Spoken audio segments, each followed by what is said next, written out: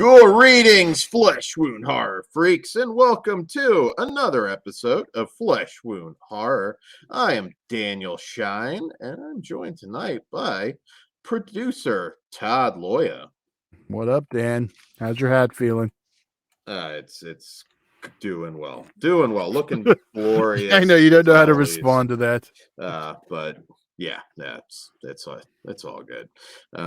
So tonight's kind of interesting because we thought, let's do a one-off review. This is one that I know some people had asked me about, and I was like, oh, okay. I don't know if it quite fits into a theme, so we'll just do a one-off. I guess we can call it like a Walmart impulse buy sort of special, and that is The Curse of Humpty Dumpty, which really cool cover art. I will say that. I got the DVD here, and it's Humpty's looking very gnarly. It needs from the makers of Robert the Doll. Even if it's not, it almost is. Yeah, from basically the same thing as Robert the Doll sort of deal. Well, it's funny that you mentioned that because the writer-director Scott Jeffrey is kind of, well, in a relatively short time since 2018, it's sort of become like a Walmart king. You can go to Walmart right now and probably find at least 3 movies that he directed. He's got a killer rat movie called The Mutation out right now, which I actually have that one. He's got Hatched. He's got like 2 or 3 dinosaur and dragon movies that you can currently buy at Walmart. We actually reviewed Exorcist Vengeance. That's another one of his films just recently. Cannibal Troll, which is definitely an impulse buy coming soon. Cupid, I think we reviewed a while back. He's worked a lot with Robert Bronzi, The Gardener, and Exorcist Vengeance. So yeah, plenty of work you can see from this guy. But The Curse of Humpty Dumpty. Wendy returns to her childhood home with her daughters after she is diagnosed with dementia. While there, they come across a mysterious doll that Wendy seems to have strange fragmented memories of. As she fights to collect the missing pieces of her past, the daughters discover the dark history of the sinister and deadly doll named Humpty Dumpty. All right, so if you've watched some of the other films, you'll notice kind of a theme. Some of the same actors, but also filming, I believe, on the same property, at least the same as Exorcist Vengeance. For sure, it at least appeared to be the same house and everything. This is a UK horror film.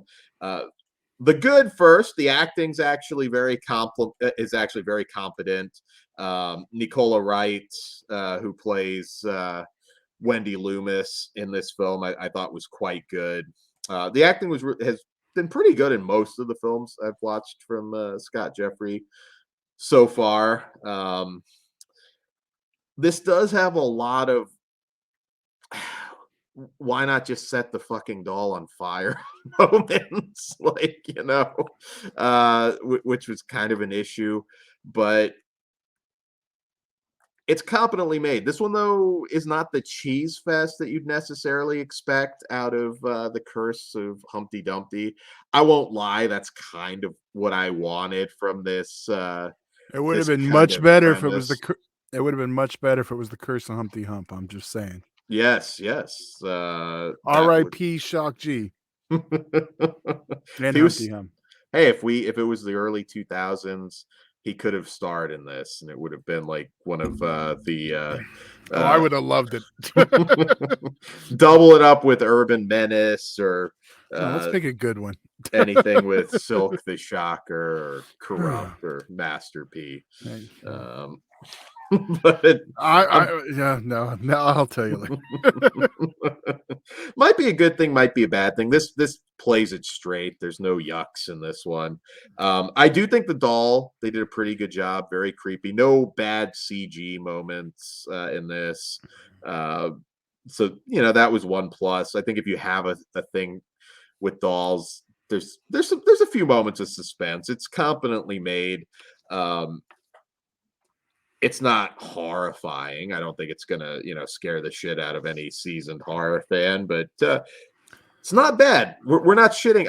I'm not shitting on this. It's not good either, though. You keep saying competently made. That's your biggest compliment, Dan.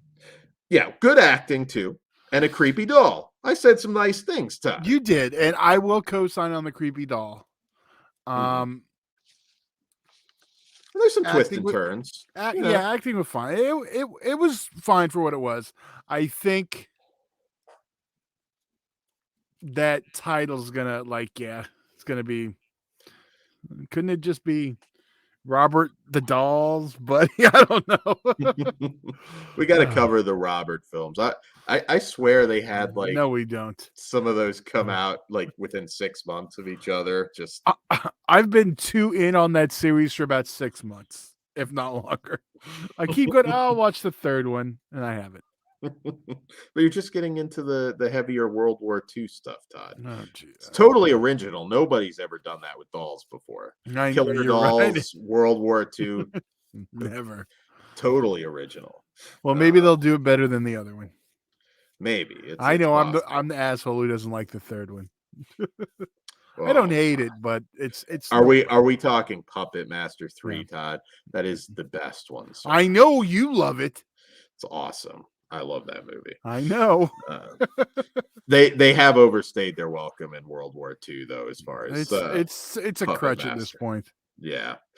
So yeah, this is definitely a one-time watch. Is it worth $10? No, but the good news is you can watch it for free on Tubi right now.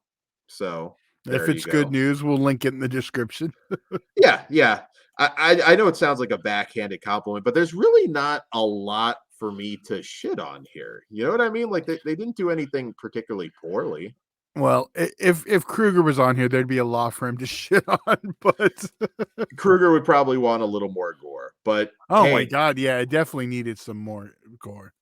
But I do think I was kind of glad, especially being that it's not a cheesy tone, that they tried to keep it practical. There were at least a few tense moments and, a twist at the end. I don't see any reason for me to go below a 2.5 on this. I don't have anything to really crap on. It is a low budget movie, that which may not be your thing. And I'll freely admit I kind of wanted something else out of Humpty Dumpty murdering people. So I'm a little low on this one. I'm a 2. Okay. I think the pace drags a little too much, and just enough for me to drop it under. Cool. So yeah, I get that. It is. I mean, you give us a title like that. I mean, you could have called the doll anything else. Why has it got to be Humpty Dumpty or Humpty? You want to know a little bit of trivia? Did you know nowhere in the Humpty Dumpty story does it say he's an egg? That was something that was added later. So technically, it's just some dude falling off a wall, like cracking his skull open. But they yeah. So yeah, go back and read. Not an egg. You know the good news, Todd. We already are getting the Curse of Humpty Dumpty 2. It is in, I believe, in post-production. So coming to Walmart. I'm tagging out, so Pugs Kruger. Oh no, we're gonna be doing the Humpty Hump again. I didn't say I was doing it. We'll cover it. Just maybe the producer Todd will have a cold that day. Probably a couple weeks. I'll pull a Dan and my shit won't work that day. Oh, that's fucked up. That happened once. I still don't believe it.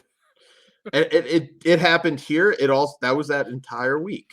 Region free. It happened. I couldn't go on because my internet was messed up. So, all right. Oh, so now it's serious. So because it was the other show.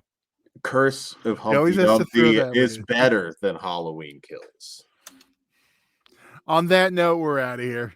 Say good night. And do the Humpty Hump tonight with someone you love. Get in the van, Franklin.